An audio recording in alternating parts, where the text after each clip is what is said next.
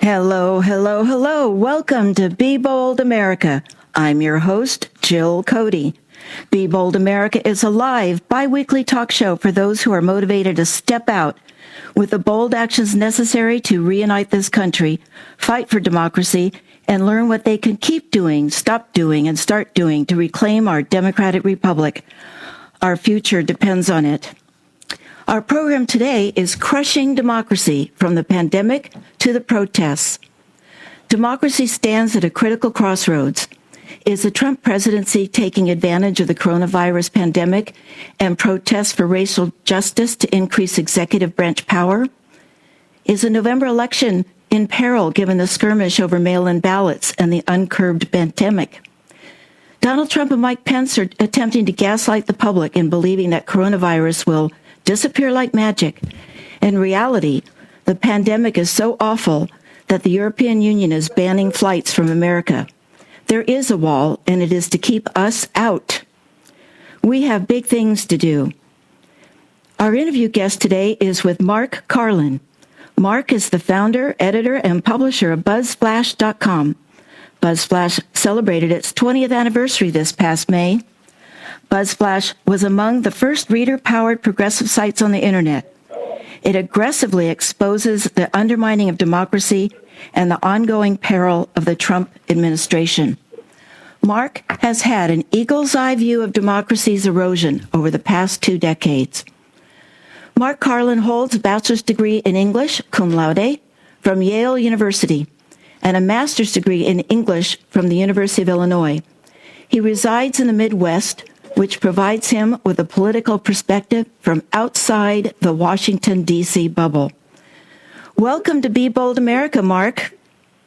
Jill, it is a pleasure and an honor to be with you and your audience. I love Santa Cruz. My wife and I met there.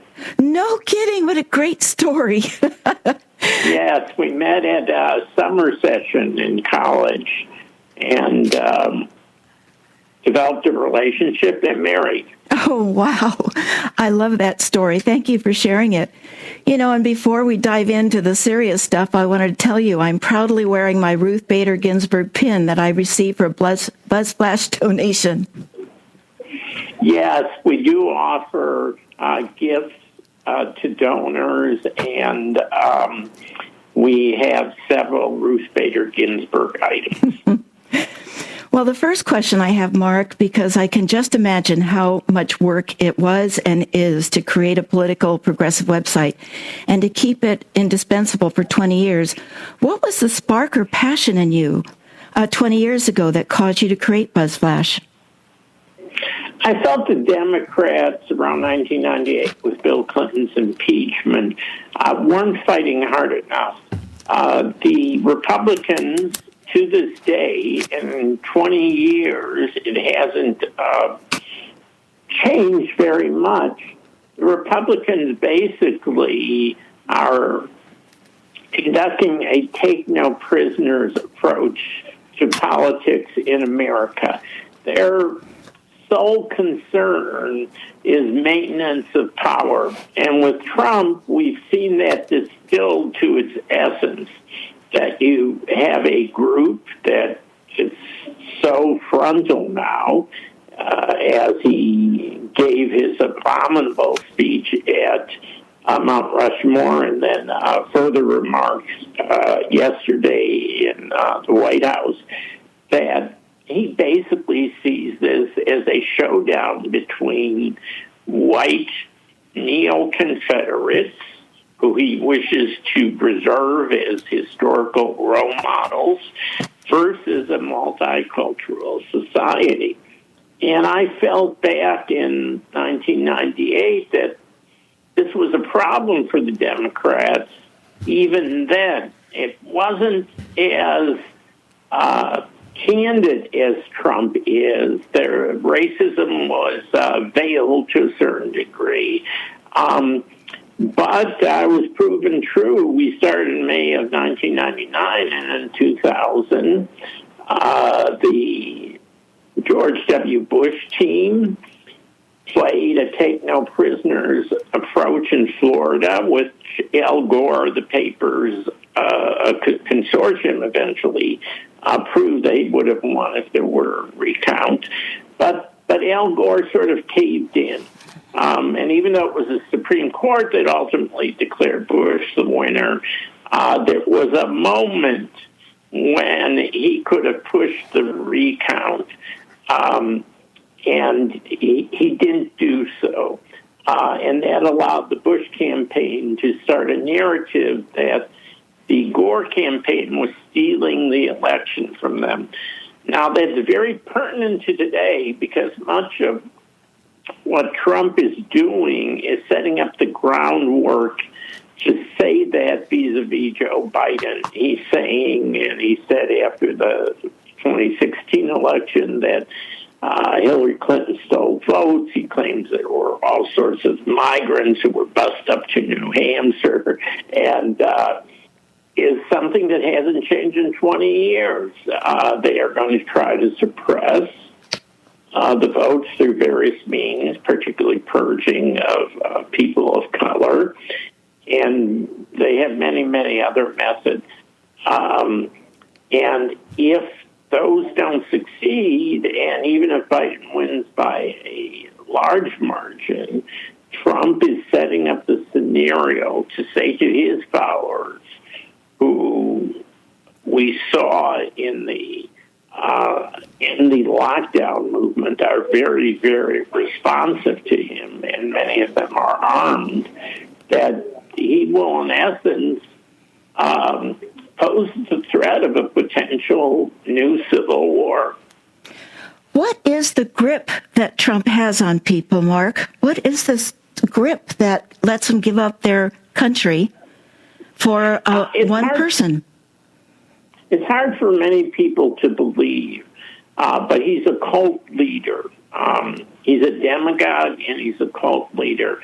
I'm not a psychiatrist, but I do believe he is a sociopath or something similar, and a bit of a sadist. But given the growth of Fox News, One News Network, One American News Network, which Trump now is very partial to, which doesn't get known as much, and given Rush Limbaugh's influence during the Obama administration in engaging in what is called racial priming, which is to appeal to white grievance and therefore provoke racism. And Donald Trump kind of rode in on that. But the answer to your question is to look back at Jim Jones and what was his power over the people who took the Kool-Aid and committed suicide. Mm-hmm. I think that may sound so hyperbolic that many people might say, well, Mark Karlin of BuzzFlash is just going a bit too far. But I don't think so. If we look at 4 recent events, first of all, his so-called rally in Dallas, and then his meeting with students in Phoenix, then the Mount Rushmore event on Friday, and then this they had a sort of picnic for 5,000, I think, invited people at the White House.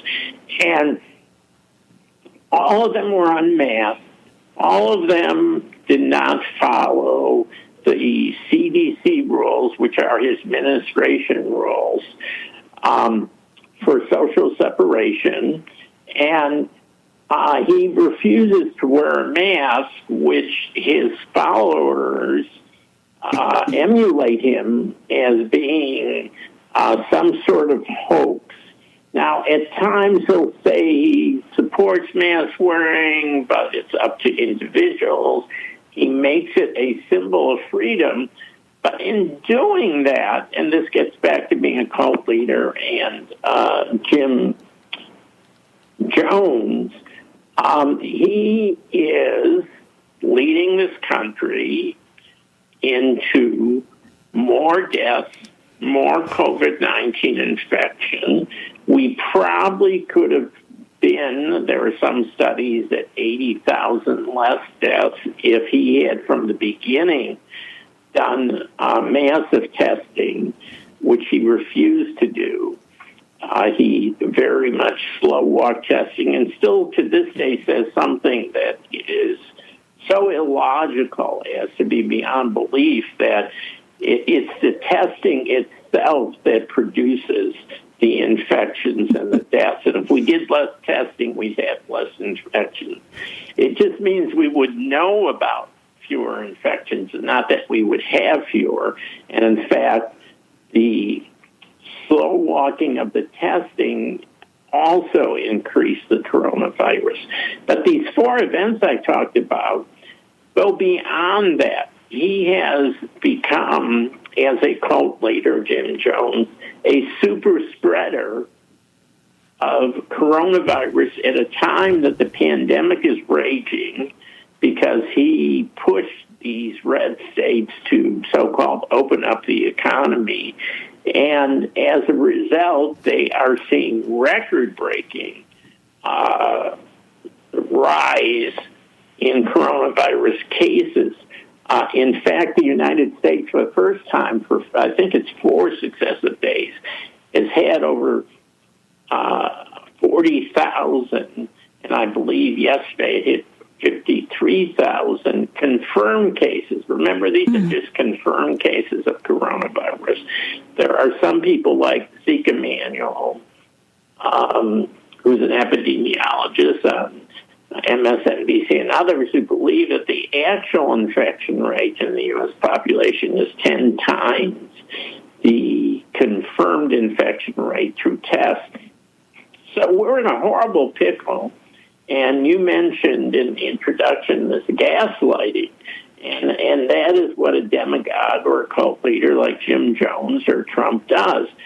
Mike Pence said a week ago that the news was very encouraging about the coronavirus at a time that states like Arizona and Texas, who have governors very loyal to Trump, were seeing unprecedented rises in their confirmed infection cases, and they were seeing what is called a positivity rate. That is the number of people tested per 100, what percentage test positive. If you want to reduce the coronavirus, which Trump could have done, and some countries actually eliminated it down to 0. Singapore and New Zealand are among them. You want an infection rate of 1% or less, particularly less. That means that for every person who's infected, they infect less than, statistically less than one person on an average, then the coronavirus will start to die out. But you're seeing in Texas and in Arizona, I saw a 20% positivity rating. This exponentially increases the number of people infected in the United States. And yet Trump is able to draw his cult because they believe in him so much. And this is what makes a demagogue or a leader like Jim Jones, that they will risk their lives through infection and possible death by attending these 4 events I mentioned. He's also planning a rally, I just read on CNN, in New Hampshire for Saturday, and that's one of the few states, because depending on the day, there are 30 to 45 states that are seeing increases in, again, confirmed infections. But he's going to New Hampshire where there's actually been a decrease in infections, and he's holding one of these corona-spreading virus events, campaign events, this coming Saturday. So I think that he has, along with the help of Fox News, created a bubble that Kellyanne Conway once referred to as alternative facts. Mm-hmm. And the people who are his followers believe in these alternative facts. And it doesn't make any sense to those of us who are logical, who believe in science, who believe in fact. But they do believe this. They believe that a president could say, he said the other day that it's going to disappear. I want to catch up on that, and I need to do a station identification break. Hold that thought. You're listening to Be Bold America on KSQD 90.7 FM. Many voices, one station. Listen worldwide online from ksqd.org homepage, or catch up on programs by visiting the KSQD Be Bold America page, or from your favorite podcast platform. I'm your host, Jill Cody. KSQD wants to thank the following recent donors who support our wonderful programs. We couldn't do the programmings 24/7 without you, and I want to thank Johnny and Sonia and Dave and Marion Brodkey and Julie Esterly and Rick Philman, Susan Bowes, Etta Tyler, Janine Gill, and David Curry. Thank you so much. You inspire us to give you and us to give our very best at 90.7 FM. May you also inspire others to donate on our website, ksqd.org. Today, our topic is Crushing Democracy, from the Pandemic to the Protests. And we're speaking with Mark Karlin, founder, editor, and publisher of BuzzFlash.com, celebrating its 20th anniversary this past May. So, Mark, we were talking about Trump, and we were talking about why they follow him, and I still am. It's pretty astounding to me. It is like Jim Jones, but Jim Jones was, I think, a couple of hundred people. This is 35% of our country. That, to me, is just horrifying. It is horrifying, Jill, and I think it's important to remember that Trump came to national attention. While he did receive a lot of publicity in New York, he was very savvy about promoting himself in the 70s, 80s, and 90s.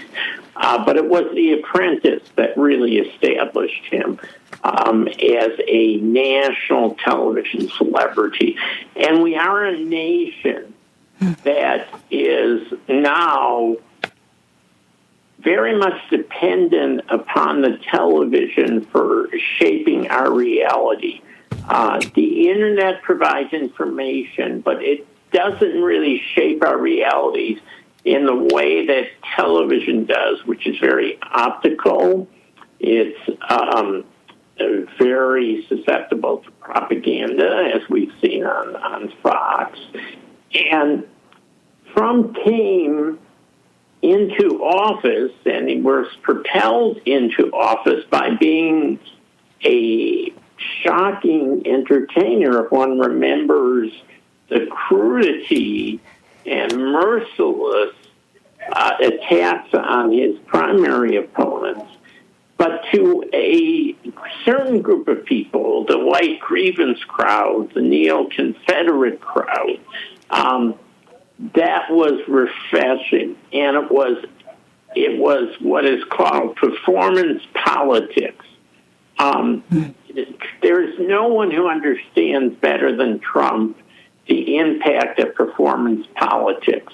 In many ways, and getting back to your introduction again, he takes advantage of chaos. So the coronavirus is something he sees as a challenge to take advantage of. He has implemented innumerable horrible policies ranging from deportation, ending asylum, allowing pollution, and and so forth that hardly get noted in the news because every day he wakes up, he starts his Twitter rages, and then he creates a narrative for the day. Right now, he is trying to shift attention away from the coronavirus by once again ramping up a racist campaign. And he thinks that the chaos allows him to shift the narrative to where he wants it. And there is some shifting away in the news from the coronavirus reality just because he is so effective at lying. He uses something called the big lie, which is what Hitler used and Stalin used. And the rule of thumb is if you repeat a big lie loudly enough and brazenly enough, then it starts to assume the semblance of truth to his followers. It may not make sense to us, but to his followers, it does. And so when he calls the coronavirus the hoax, as he has in the past, when he calls what he did recently, which would have been treason for any other president, Obama would have been impeached over this, which was the bounty paid by Vladimir Putin for killing U.S. soldiers in Afghanistan. He simply employs lies to kind of muddy it up and turn it into a muddle, and then the news media moves on. And you haven't seen much about this story, which seems to have been confirmed, despite the White House denials that they had hard proof, of the Russians, and Putin in particular, paying to have our soldiers killed. And he, according to one report, knew about this more than a year ago and did nothing about it. And in fact, it continued in the past couple of months to make, I believe it is 5 calls to Putin and exchanging messages with him extensively. And I think that's shocking, but he gets away with this because the press feels compelled to cover his performance politics, his entertainment. And again, I think that's a product of the television age, that you want content, these stations want content. Trump once said, and he was right, that he thought the television stations valued him because he increased their profits by drawing more eyeballs to the programs because he is so outrageous. And he knows that. And he got away with saying that he could shoot someone on Fifth Avenue and get away with it.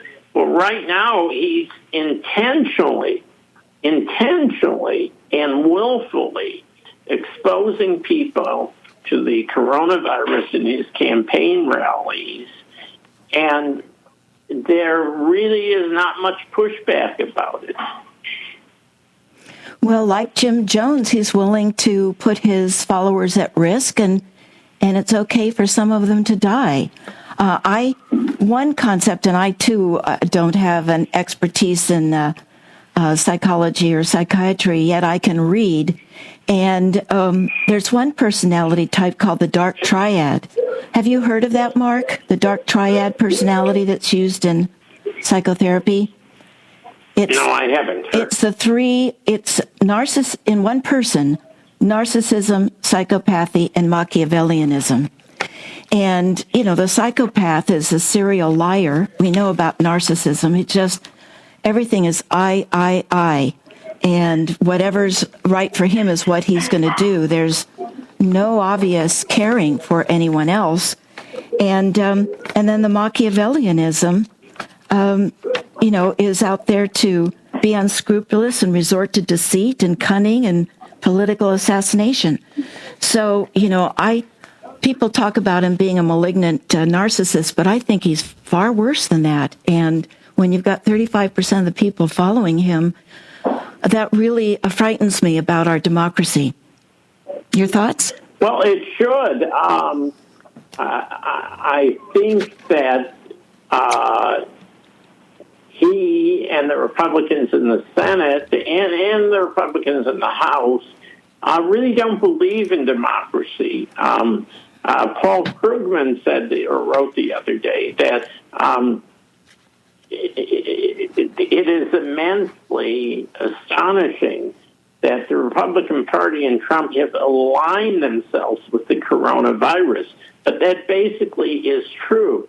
Now, Trump is, and BuzzFlash constantly blares this on its homepage and various headlines we post, mentally unhinged. And we write in our headlines from time to time that he needs a psychiatric intervention. Of course, that's not going to happen. There's no one who can implement that. But even if one looks toward the November election, and let's say Biden, there's a blue wave and Biden wins it by so many votes and so many electoral college votes that Trump simply can't contest, although I think he will try. Mm-hmm. Then we are still stuck with the fact that the coronavirus is raging, and he is dominating the discourse and intentionally. I mean, this is something that is so astonishing to me, that the media isn't standing up in editorials and saying, stop this. He cannot continue to hold campaign rallies and events where he doesn't follow social distancing, where he is maskless, and they go through the motions, his campaign or the White House, of handing out masks, but no one is required to wear it. And he sets the tone by not wearing it, so virtually nobody wears masks.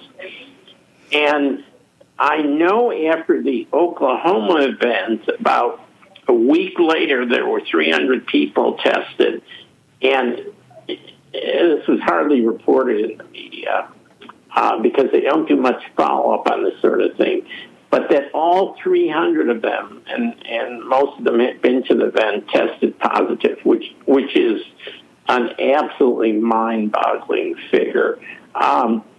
We don't know about these students in Phoenix because the governor of Phoenix, Governor Ducey, like the governor of Florida, Governor DeSantis, they fudge the numbers and they don't disclose all the testing.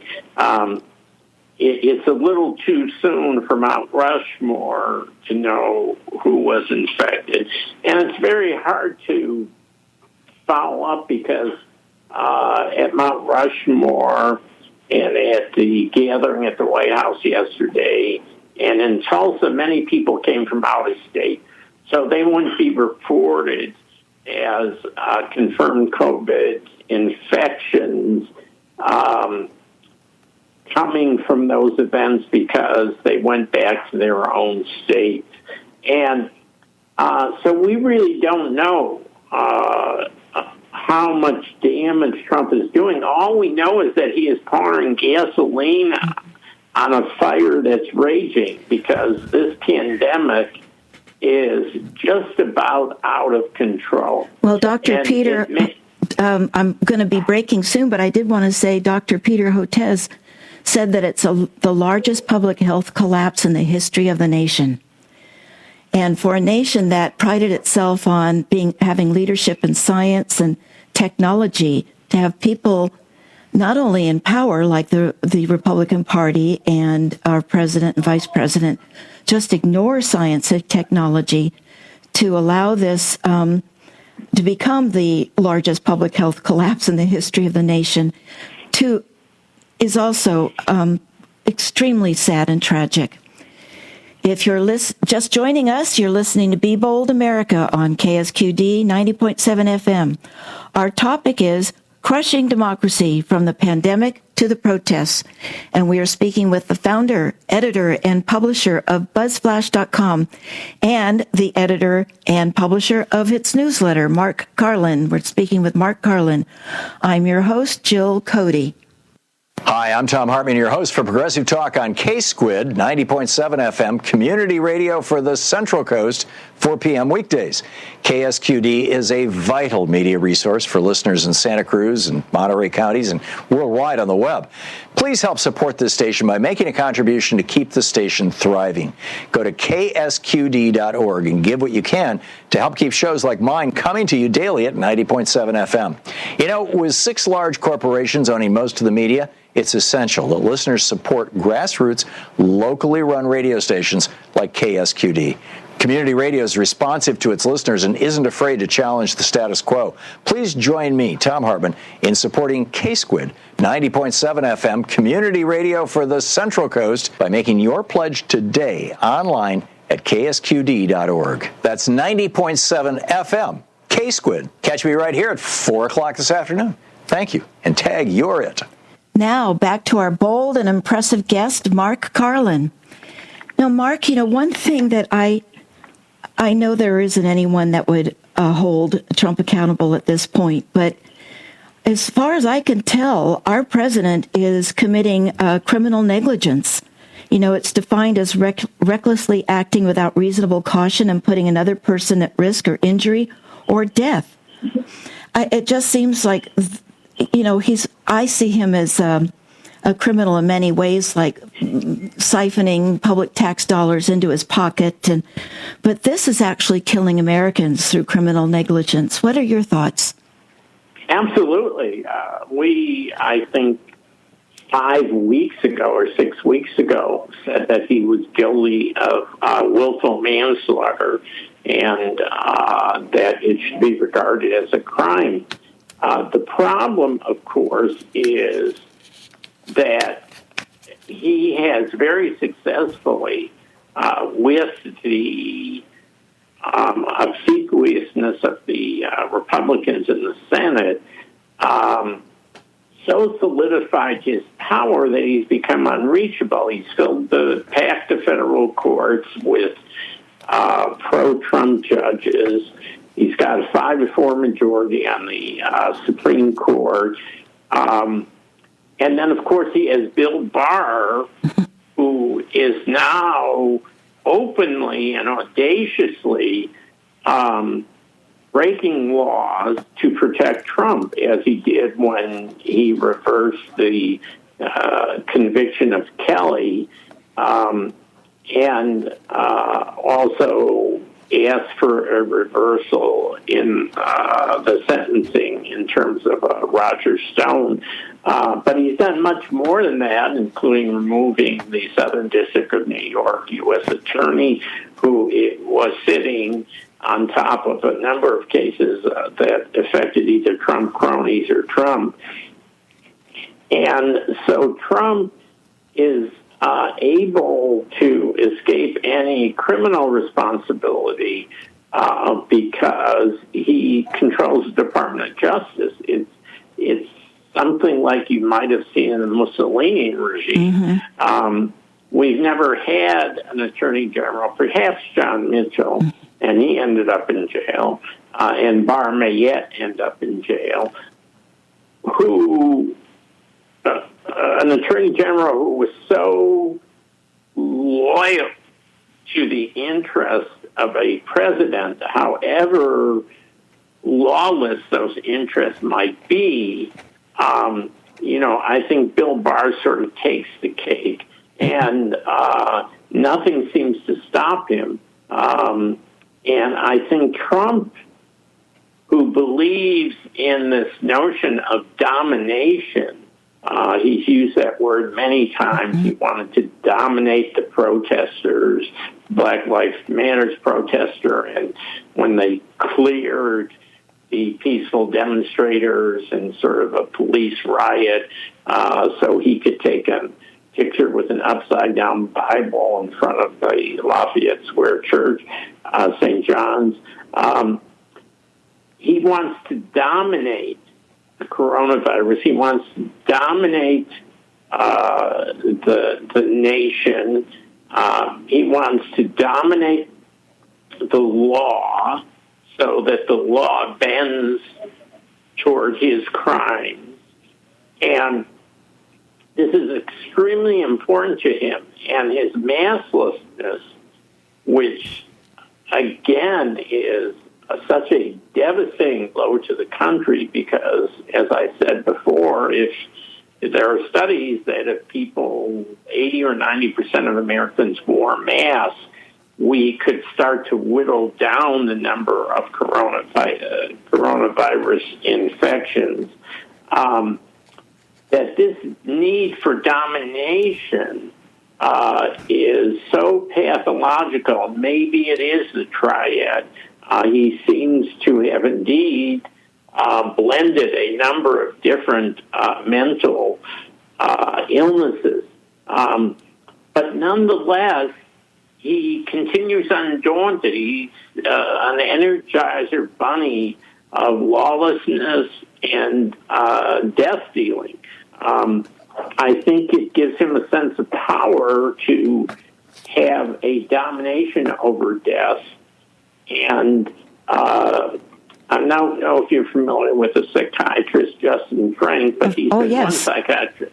I've read his books. Well, and he has said that Trump is so sociopathic that he would walk over dead bodies without winking. And I think that's what's happening with the coronavirus. He simply doesn't care. He never seems, I think once he memorialized the dead and the those who are going to have lifelong health problems because of the coronavirus. But he never seems to really have any compassion toward those who have been infected, survived with severe health problems, and those who have died. He believes, I think he once said, these are brave people. They're taking one for, he didn't say taking one for the country, but that's basically a paraphrase of what he did say.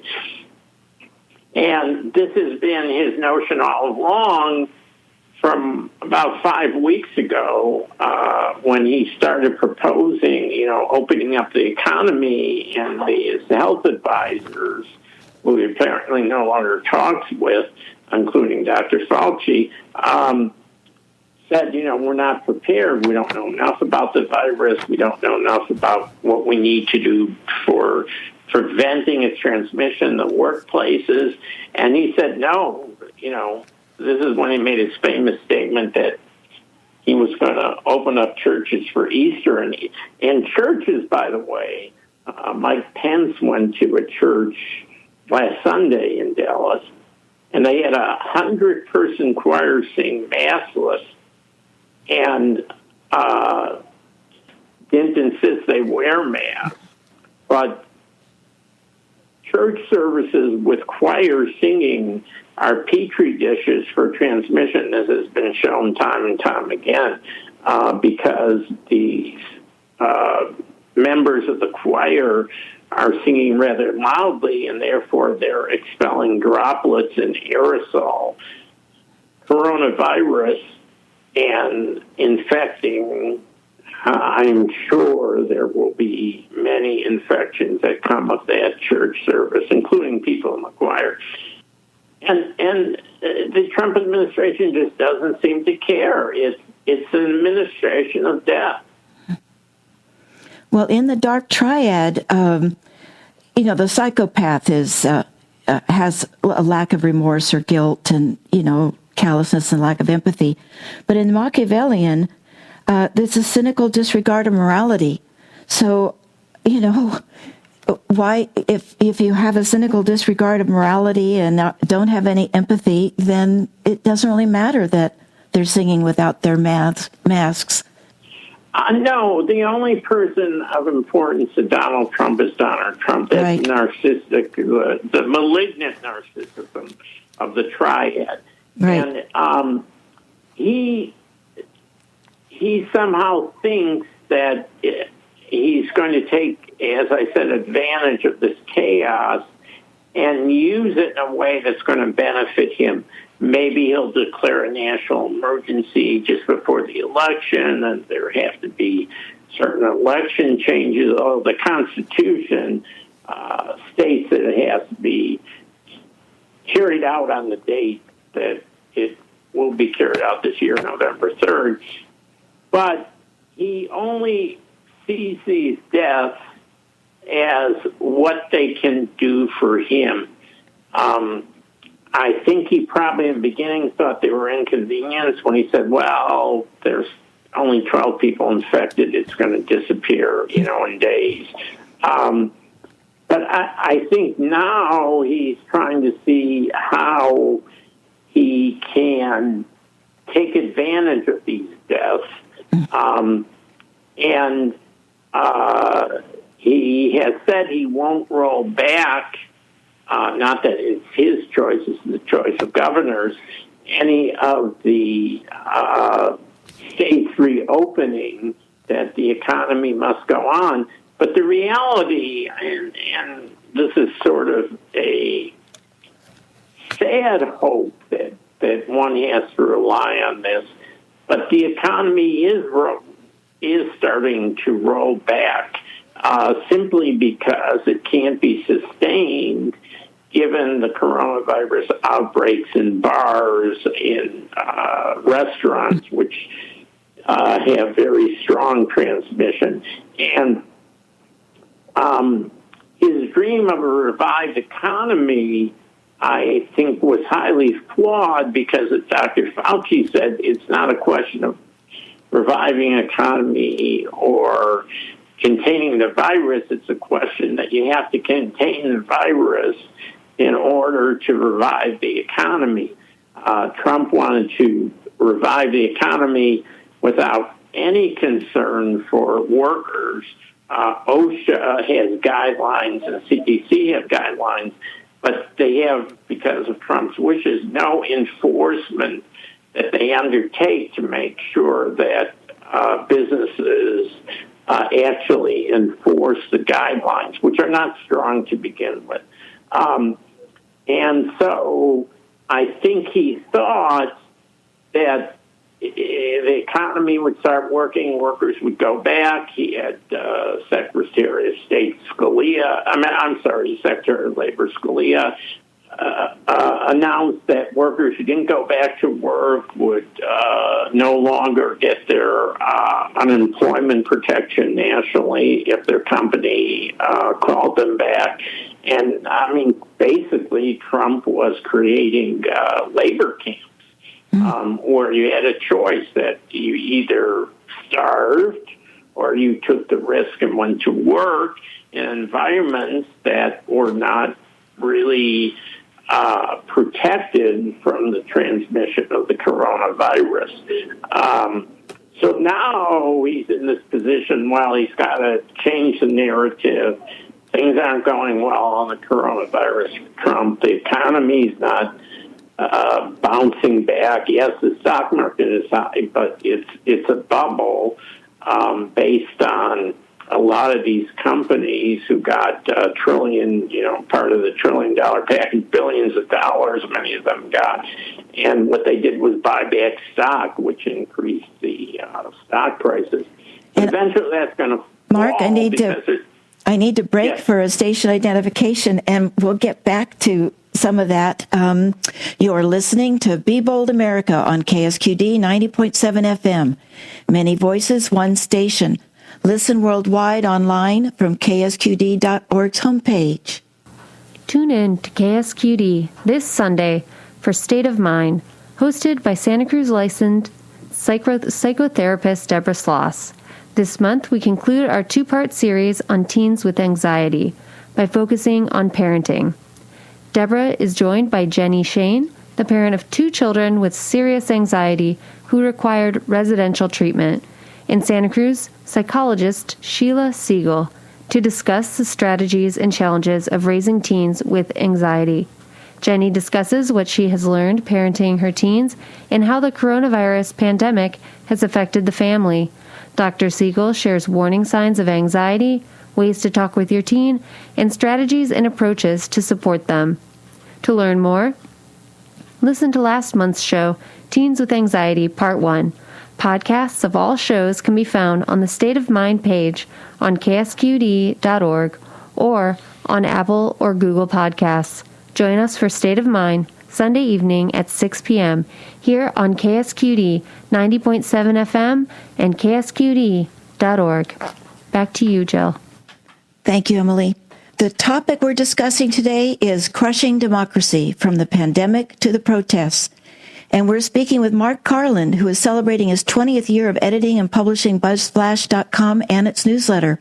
I'm your host, Jill Cody. And Mark, you were talking about how Donald Trump wants to dominate, and it reminded me of what Fred Trump, his father, would teach him. And Fred Trump would teach him that there aren't winners and losers. There are only winners and killers. And I think that is why he always, it doesn't matter, take advantage of the deaths, because that's how he can be or losers and killers. I'm sorry, I said that wrong. Winners and losers and killers. So, it's, we're under this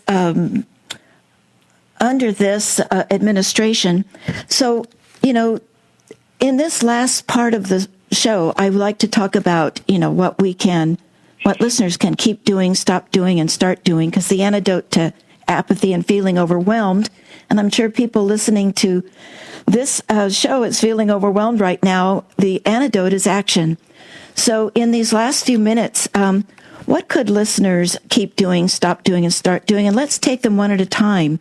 What do you think listeners can or should keep doing right now? I think like that old trick of that you saw sometimes on the street in various downtowns of cities of shells of pecan shells and trying to find the pea under the pecan shell. Well, I think in this case, the pea is Donald Trump's pathology, and that he is promoting the deaths of Americans through these campaigns and campaign rallies, and also was indifferent to the deaths of our soldiers in Afghanistan by Vladimir Putin's bounties. I think your listeners, I would advise to keep your eye on how deadly he is and not be diverted by his sideshows, which try to change the narrative. This coronavirus is raging, and it's going to be very hard to stop it from infecting the entire population in the not-too-distant future unless some federal steps are taken to approach the virus as a federal problem, not as 50 individual state problems. Well, it's like we're 50 individual countries that way. That's the disunited states, not the United States. So what? Yes. So what should listeners stop doing? They should stop being dismayed and hopeless. I think it's very easy to give up because Trump has been so successful at gaslighting the American public, or well, at least his followers. It seems he's got a more limited base, at least for the moment. You never know with him because he can create artificial emergencies where people will turn to him as a leader just because they're feeling threatened.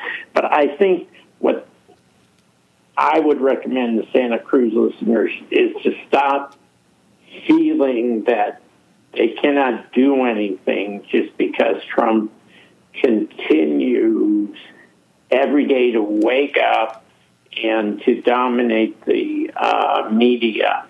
And I don't think we can afford that sort of disillusionment and feeling of powerlessness. Well, if people give up, then they absolutely win. Same as if people don't vote, then that falls right into their hands. And I did want to quickly define gaslighting too. We use the word, but I don't know that everybody knows what it means. And it's a form of intimidation where false information is presented, which makes us doubt our own memory and perception and quite often our sanity. So that's what gaslighting is. We might see for our eyes that they said, something, and then another show said, I didn't say that. We can see it on a video clip, and we think, are we crazy? So gaslighting is a form of intimidation. So what should our listeners start doing, Mark? I think start doing is be, first of all, very active about the election. If you're in a blue state, there are many organizations that are coordinating calls to red state voters and postcard campaigns. I think that is very important. I don't think we can take elections for granted, because the only way Biden is going to prevail and restore democracy is to have such a blue wave turnout that Trump can't try to declare that the election was stolen. If it's anything that's within 2 or 3 points, Trump is going to do that.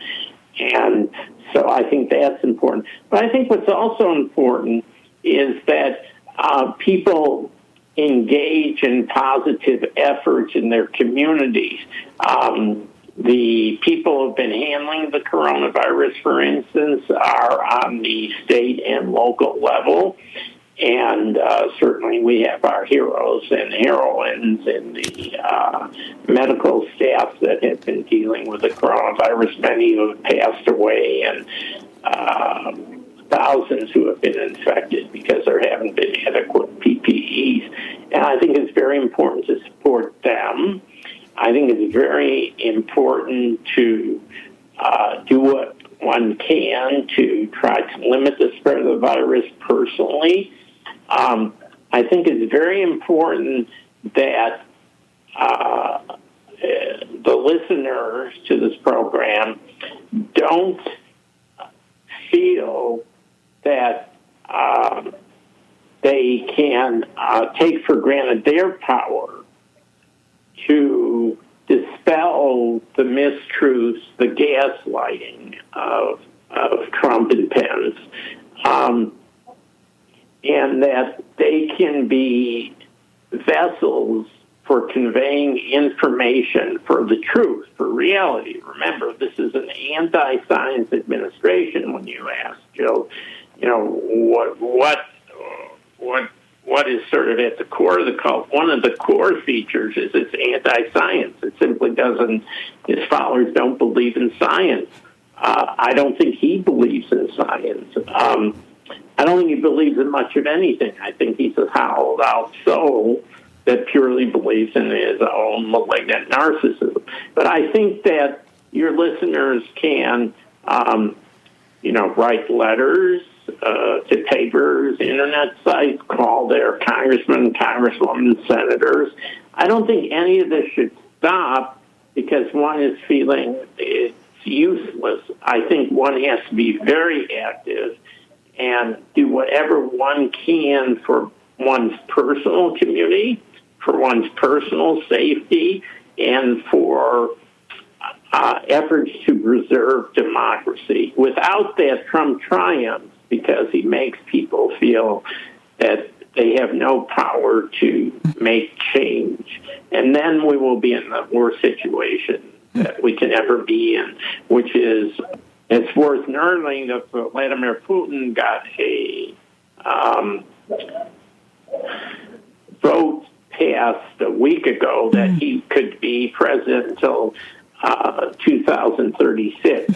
And I think we can't let that notion even start to invade Trump's mind, although it's probably there. Yep. But we have to insist that the workings of democracy will continue and personally make an effort to ensure that. Well, no one can sit on the sidelines anymore, that's for sure. And also, when you said about being an empty soul, former FBI Director James Comey said of Trump that he will eat your soul. And I find that he's not only eating individual souls like the Republican Party, the representatives in Congress, but also maybe eating the soul of this country. And I don't think that's hyperbole either. Oh, Mark, I so enjoyed this conversation. I wish we had more time. I had 4 pages of questions, so maybe you'll come back someday. I want to thank... I'd be delighted. Great. Special, and you say hi to your wife, too. But I want to thank Be Bold America's program engineer, Emily Dunham, and give a huge thank you to our bold guest, the founder, editor, and publisher of BuzzFlash.com, Mark Karlin. Visit his website and sign up for his newsletter. Next on Be Bold America will be a Democrat and Republican talk, building trust, finding common ground. Next time on Be Bold America, we'll host our first, and I hope will become a series of discussions, between a lifelong Republican and a lifelong Democrat.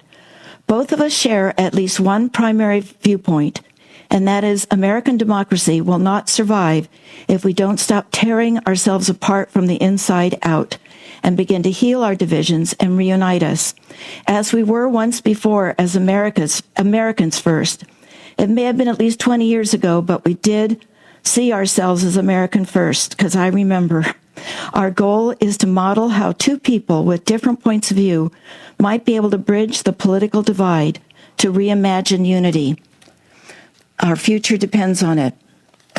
Interview guests will be Kristen Collishaw, chair of the Santa Cruz County Republican Central Committee, and to moderate, Andrew Hanauer, executive director of the One America Movement. So please join me and these special guests on Be Bold America, Sunday, July 19th at 5 p.m. Want to listen to a program later? Find the Be Bold America podcast on KSQD's Be Bold America page, or at Apple Podcasts, Anchor FM, Google Podcasts, Spotify, Breakers, Radio Public, Overcast, and Pocket Casts. You're listening to KSQD Santa Cruz. Many voices, one station. Listen worldwide online at ksqd.org. Stay tuned for State of Mind with Deborah Sloss. My name is Jill Cody, and thank you for listening to Be Bold America. Until next time, keep, stop, start.